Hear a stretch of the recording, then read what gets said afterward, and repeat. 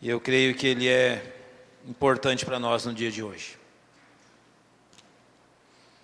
Marcos 2.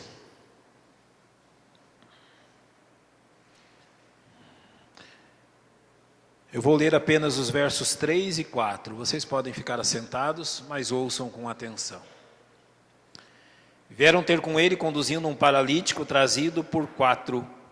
E não podendo aproximar-se dele por causa da multidão, descobriram o telhado onde estava. E fazendo um buraco, baixaram o leito em que jazia o paralítico. Nosso Deus, por mais vezes que voltemos a esse texto, sempre há novas questões que o Senhor nos ensina. Há aquilo que há necessidade de ser relembrado, e há aquelas questões, ó Deus, que mesmo sabendo nós temos negligenciado.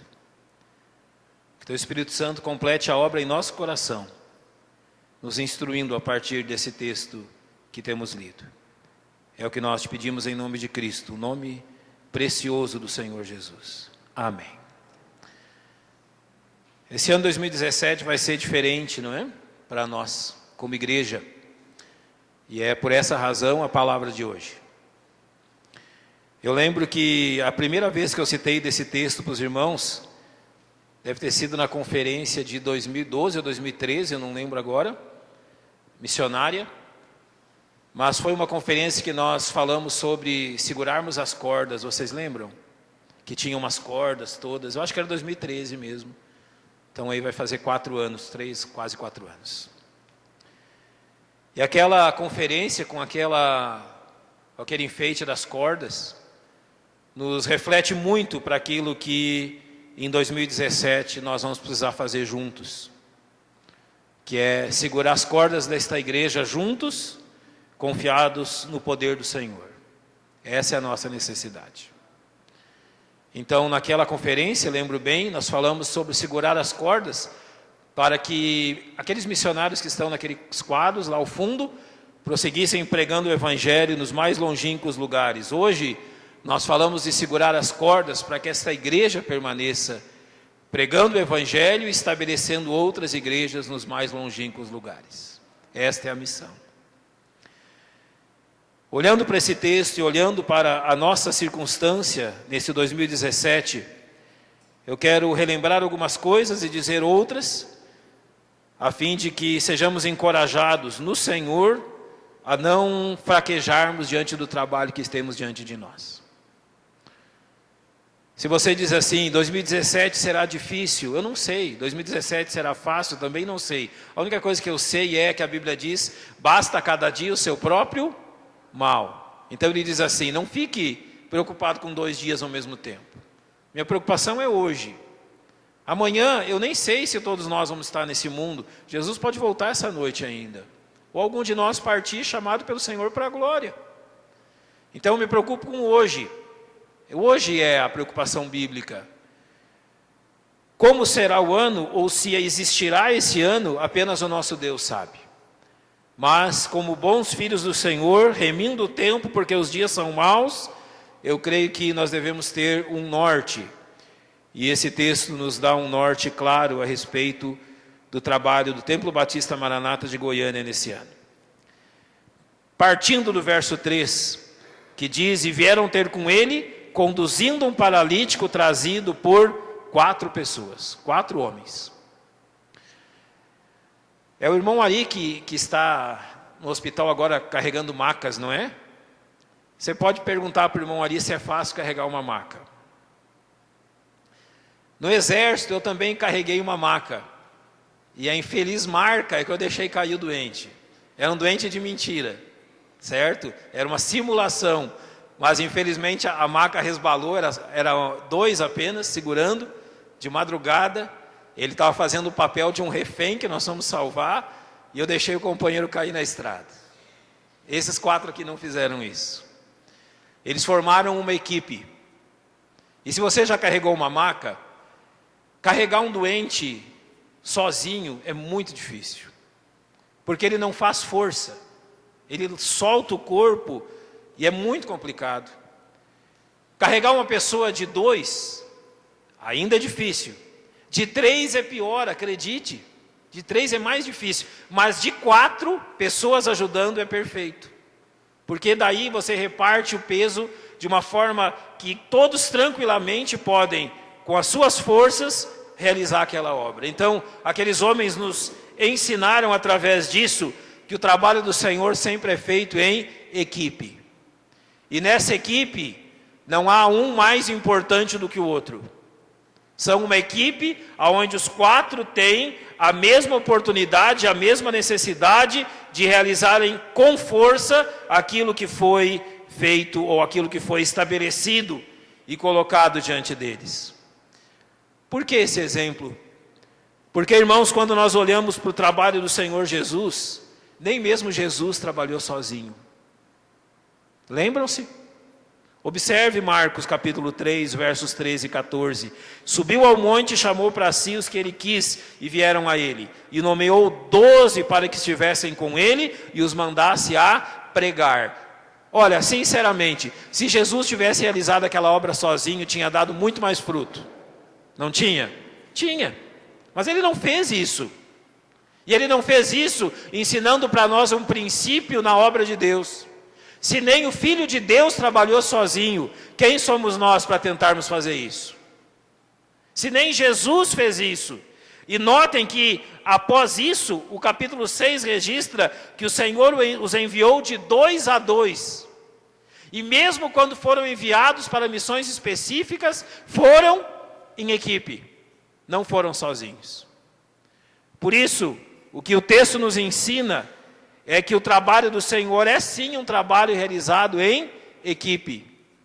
Um conjunto de pessoas trabalhando para o bem da obra do Senhor. Eu lembro que naquela conferência, eu usei com os irmãos um exemplo.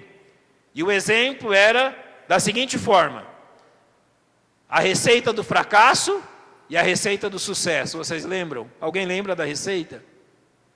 Qual é a receita do fracasso?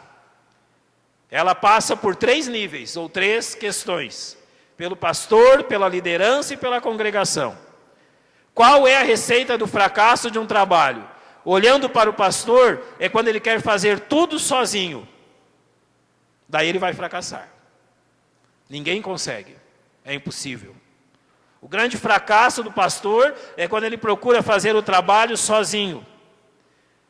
Olhando para a liderança, e a receita do fracasso diz, é quando eles tentam resolver todos os problemas, sendo criticados quando não conseguem. Olhe, por mais espirituais que os homens desta igreja sejam, eles não são capazes de resolver todos os problemas. Só Deus pode fazer isso. Então não coloque sobre os ombros da liderança dessa igreja a responsabilidade que eles são obrigados a resolver todas as questões que surgirem, porque isso não é real. Por vezes, a liderança precisa, e eu creio que isso tem acontecido muitas vezes, se colocar de joelhos e dizer: Pai, nós não sabemos o que fazer e nós não temos força para fazer o que é necessário. São homens de carne e osso, homens pecadores como todos. Então, o papel do fracasso, ou a receita do fracasso, é colocar uma responsabilidade sobre as costas deles, que é impossível de ser cumprida. E o papel da congregação para o fracasso da igreja é ficar olhando tudo isso acontecer e criticar quando as coisas não vão bem. Não é esse o papel. O papel da igreja não é simplesmente criticar quando as coisas não saem a contento. Você já pensou se um daqueles homens carregando o paralítico desistisse? Se 2 desistissem? Ou se 3 desistissem e se colocassem a criticar aquele único que permaneceu? Além de ter que carregar o doente, ele teria que carregar o peso das críticas. Então a receita do fracasso é o pastor fazer tudo sozinho, a liderança resolver todos os problemas e a congregação ficar olhando e criticando. Essa é a receita do fracasso. Mas há uma receita para o sucesso. E a receita para o sucesso sempre é permanecer dentro da Bíblia. E a Bíblia diz o quê? que o papel do pastor é liderar sendo exemplo, preparando, equipando e inspirando outros. Que o papel dos líderes é liderar sendo exemplo, inspirando outros. E o papel da congregação é ministrar e fazer a obra do ministério. Observem o que diz o terceiro dos nossos cartazes, esse cartaz verde, do qual todo o corpo, não está dizendo ali do qual o pastor, não está dizendo ali do qual a liderança, não, ele diz, do qual todo o corpo, bem ajustado e ligado pelo auxílio de todas as juntas, está referindo-se a todos nós, segundo a justa operação de cada parte, cada um tem a sua função. Então todo esse corpo trabalhando junto faz o seu aumento. É o corpo, é o trabalho em equipe, é a junção de toda a igreja para que isso se realize.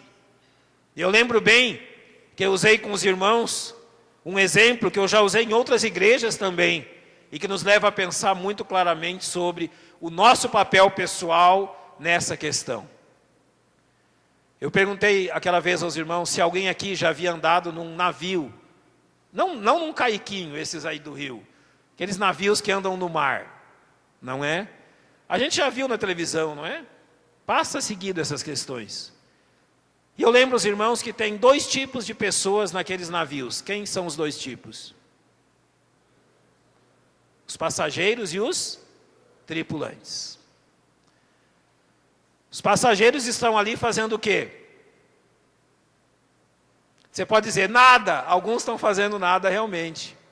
Outros estão observando, aproveitando, comendo, dormindo, aproveitando tudo que tem no navio.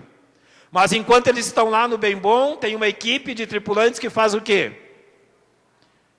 Cuida do óleo do motor, cuida do combustível do motor, cuida da central elétrica. Alguém está cuidando do leme, alguém está com o timão em mãos. Os navios hoje são extremamente digitais, todos eletrônicos. Alguém cuidando da eletrônica, alguém cuidando da segurança, alguém cuidando de tudo para que aquelas pessoas possam usufruir. Os passageiros não colaboram em nada para que o navio prossiga. Eles fazem peso no navio, ou não é? Fazem. Mas os tripulantes, eles vão colaborar para que o navio navegue. Agora acredite, nós nunca vamos ter uma igreja só de tripulantes, sempre haverão passageiros. Sabe por quê? Porque realmente há pessoas que passam por etapas na vida que elas precisam ser passageiros.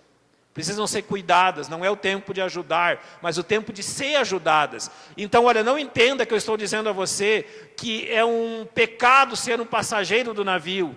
Às vezes é preciso ser cuidado, ser amado, ser restaurado. Não vai ajudar a carregar o navio, mas vai estar presente. E daí eu lembro uma história de Davi. Lembra quando Davi, ele chegou de um combate e os inimigos tinham levado todos os bens, as crianças e as esposas, lembra disso? Que desespero, não é? E eles pensam, o que nós vamos fazer agora? E os soldados se voltam para querer matar Davi. E a Bíblia diz que Davi se fortaleceu no Senhor. Então Davi pega um grupo daqueles homens e vai atrás. Eles conseguem recuperar as pessoas, os bens e despojo. Daí quando eles chegam onde ficaram aqueles que de tão cansados não puderam acompanhar o grupo, Davi diz, agora nós vamos repartir o despojo com quem? Com todo mundo. Ah, rei, esse povo aí ficou bebendo água, dormindo aqui, o senhor vai repartir com eles? E Davi diz, eu vou. Eles não estavam lá conosco, mas são dos nossos. É assim a igreja. Não é porque alguns em algum momento não podem estar na linha de frente que nós esquecemos deles. Mas eu quero também reforçar a importância dos tripulantes. Você tem ideia de quantas pessoas trabalharam para que você pudesse estar aqui nessa noite? Você tem ideia? Quantas pessoas chegaram aqui mais de 1 hora antes do culto, para que você pudesse se assentar confortavelmente sobre essas luzes e esse ar-condicionado, aproveitando o som, a propagação da voz. Alguém fez tudo isso. Foram os tripulantes. E sabe mais ainda? Não aqui, mas em sua casa ou de madrugada, alguém esteve orando para que esse culto fosse realizado. Alguém esteve orando para que você estivesse aqui. Então observe, tripulantes não são apenas aqueles que estão à frente. Aqueles que estão à frente, talvez sejam os mais vistos, mas não quer dizer que eles são os que mais trabalham. Não quer dizer isso. Há muita gente trabalhando. Nós vamos celebrar a ceia nessa noite. O pãozinho que nós vamos servir foi feito hoje de tarde. Alguém fez. Para estar aqui, alguém chegou mais cedo e arrumou. Sempre há pessoas trabalhando. Sabe o que eu quero dizer com isso? O segredo do sucesso é, todos nós precisamos estar com a mão na massa. Todos nós. Alguma coisa sempre tem para fazer. Sempre há algo na igreja que pode ser melhorado. Sempre há algo que ainda não foi feito e pode ser feito.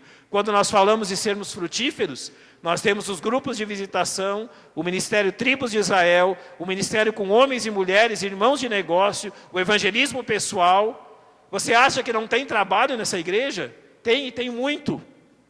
E olha, tem muita vaga de trabalho para todos os tripulantes que nós tivermos. Em segundo lugar, após dizer sobre o trabalho em equipe, eu quero dizê-los falar aos irmãos sobre as adversidades. Todos aqueles que se envolvem no trabalho do Senhor provam de adversidades. Aqui no capítulo 5 de Lucas, quando é narrada a mesma questão, é dito que não achando por onde pudessem levar por causa da multidão. A intenção deles foi boa, levar aquele homem a Jesus. Qual era o problema? Qual era? Alguém sabe dizer? Qual era o problema que eles enfrentaram? Agora troca por uma palavrinha de 5 letras. Gente. Certo? Qual é o problema? Gente. Você não quer ter problema? A pessoa diz assim, vai criar boi que não dá problema. Meu amigo, boi dá um problema. Você nem imagina se você já fez isso. Cria galinha e você vai ter problema. Cria passarinho e você vai ter problema. Mas, gente, é uma bênção sim. Mas, gente, precisa de ajuda. As circunstâncias, as adversidades envolvem sempre onde houverem pessoas. Mas as circunstâncias desses homens e o comportamento deles, principalmente em 2 coisas centrais, me chamam a atenção aqui e me encorajam. A primeira delas é, aqueles homens não lançaram mão de desculpas. Olha para trás, vamos olhar para 2016. Terminou ontem, né? Quantas vezes você lançou mão de desculpas para não fazer a obra de Deus?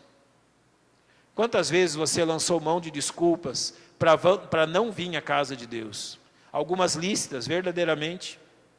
Mas quantas vezes nossas desculpas não são lícitas? Aqueles homens não lançaram desculpas. Eles podiam dizer, tipo, olha, nós lamentamos, dizendo para o paralítico, isso é tudo que podemos fazer e largar o homem ali. Eles podiam dizer, olha, nós tivemos uma boa intenção, mas fazer o quê, não é? Ou podiam dizer, olha, nós desejávamos muito fazer isso, mas não deu. Não houve desculpa alguma. E a segunda questão que me encoraja neles é que eles não pararam diante das dificuldades. Não deu para ir horizontalmente, eles foram como? Verticalmente. Você já prestou atenção nisso? Não deu para ir reto, então nós vamos subir e descer. Tinha solução. A solução estava diante deles. Não era uma solução horizontal, mas era uma solução vertical. E eles fizeram aquilo que era preciso. O caminho estava bloqueado, eles tentaram outro. Muito provavelmente, eles subiram por cima das casas vizinhas para chegar até a casa onde Jesus estava. Mas isso não desanimou eles. Então não desanime.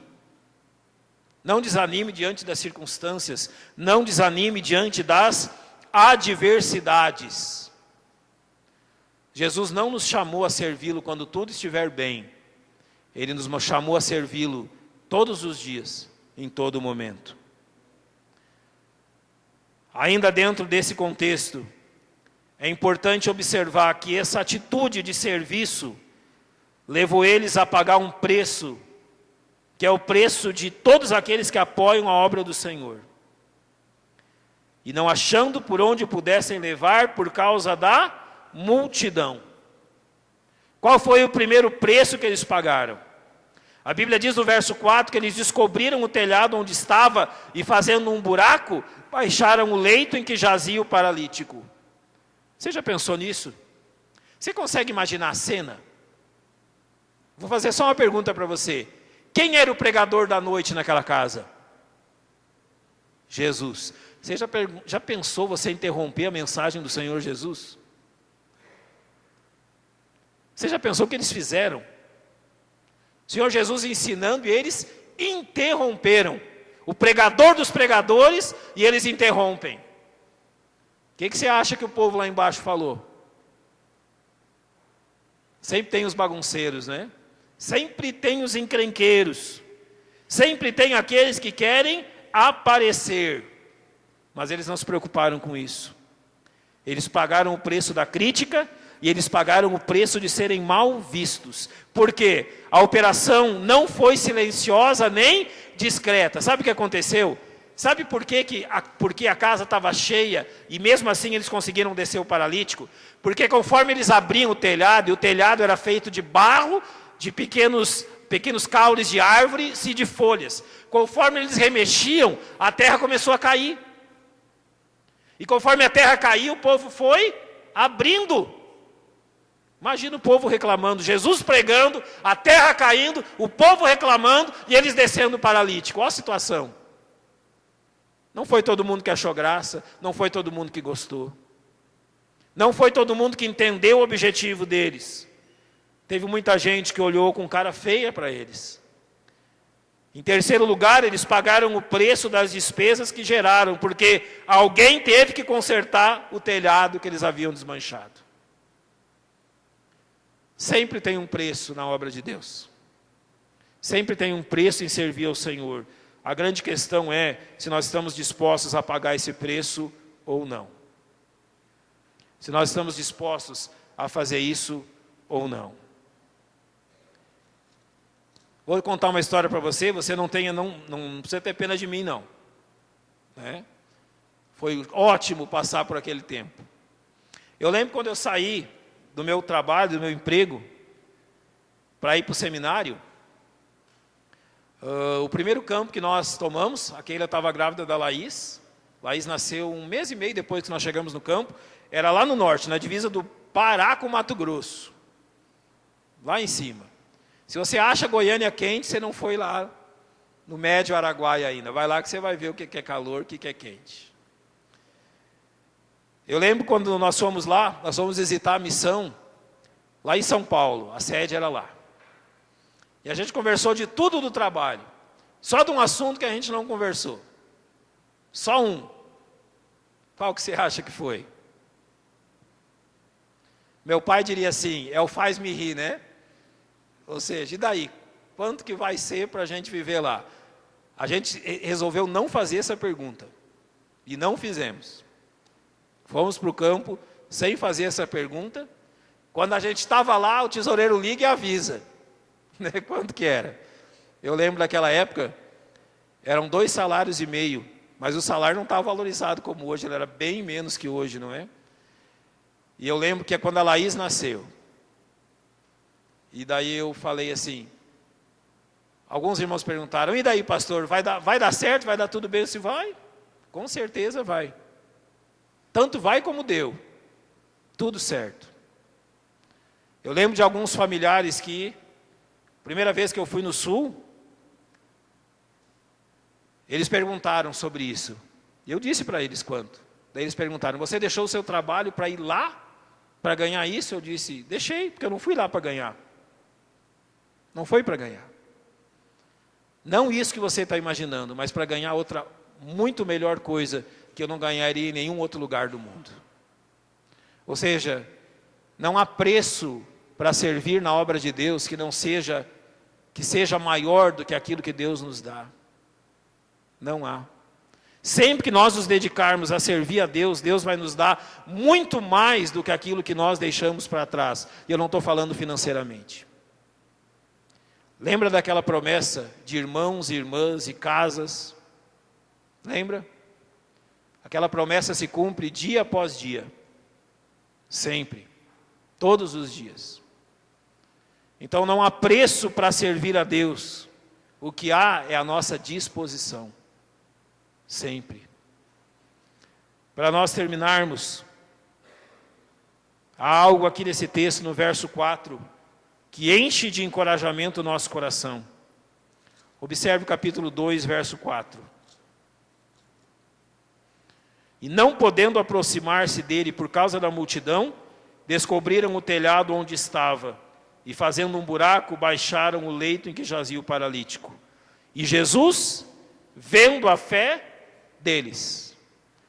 Sabe por que nós precisamos segurar as cordas desta igreja neste ano de 2017 e realizar a obra do Senhor? Sabe qual é o grande encorajamento? Sabe qual é? Jesus não vai nos desprezar. Essa é a verdade. Jesus não vai nos desprezar jamais. Aqueles 4 homens fizeram aquele furdunço todo, baixaram aquele paralítico, e o texto diz que Jesus, vendo a fé deles, Jesus curou aquele paralítico. Irmãos, Jesus jamais vai desprezar esta igreja. Jesus jamais vai desprezar o trabalho que realizamos para Ele. Nós sabemos, nós cremos nisso pela palavra de Deus. Jesus jamais despreza os seus. Não precisa haver medo, mas sim dedicação. Em segundo lugar, eles sabiam que Jesus aprovaria a atitude deles. E Jesus realmente aprovou. E eles sabiam que Jesus era poderoso para curar o paralítico. E Jesus disse: a ti te digo, levanta-te, toma o teu leito e vai para a tua casa. E levantou-se e, tomando logo o leito, saiu em presença de todos, de sorte que todos se admiraram e glorificaram a Deus, dizendo: nunca tal vimos. As pessoas vêm à nossa igreja e normalmente elas saem nos elogiando. Acredite nisso. São poucas as pessoas que vêm a esta igreja e têm uma queixa a fazer ao final. Graças a Deus por isso.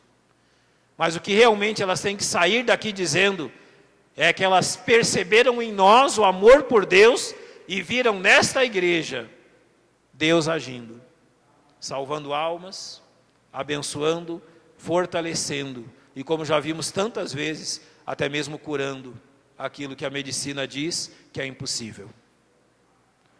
Ou seja, nós temos que ter essa plena certeza que Deus é poderoso para realizar a obra, para fazer aquilo que está diante de nós. Lançar-se a uma obra sem o apoio do Senhor não é loucura, é suicídio. Mas lançar-se a uma obra confiando no Senhor é a melhor coisa que uma igreja e um homem podem fazer. Eu quero terminar perguntando a você: neste navio chamado Templo Batista Maranata, quem é você? Um tripulante ou um passageiro? Talvez nesse momento é necessário ser um passageiro, mas saiba que em breve você deve ocupar o lugar de um tripulante. Mas a Bíblia está clara ao nos dizer e nos mostrar que Deus quer sim que todos sejamos tripulantes. Trabalhadores na obra do Senhor, dispostos a fazer aquilo que Ele deseja, para a glória dEle e para o bem desse povo. Então se envolva, coloque a mão na massa. Você pode dizer assim: mas pastor, é tão difícil. E eu quero terminar com esse exemplo. Lembra quando Neemias estava construindo o muro em Jerusalém? Lembra? Lembra dos inimigos atacando e incomodando? O que foi que eles fizeram? Numa mão, a colher de pedreiro, e na outra, a espada. Se for necessário ter numa mão a espada e na outra, na colher de pedreiro, nós teremos. Se for necessário batalhar pelo Senhor tendo na mão a colher de pedreiro e na outra mão a espada, nós a teremos. Não tenha dúvida disso. Uma espada para defender-se, mas também atacar. Atacar as hostes que tem impedido que os homens cheguem a Cristo, e uma colher de pedreiro para construir. Então que isso nos anime. Homens já enfrentaram isso antes de nós e venceram em nome do Senhor. E agora é a nossa vez também. Então façamos isso para a honra e para a glória dele. Vamos fechar os nossos olhos, orar nesse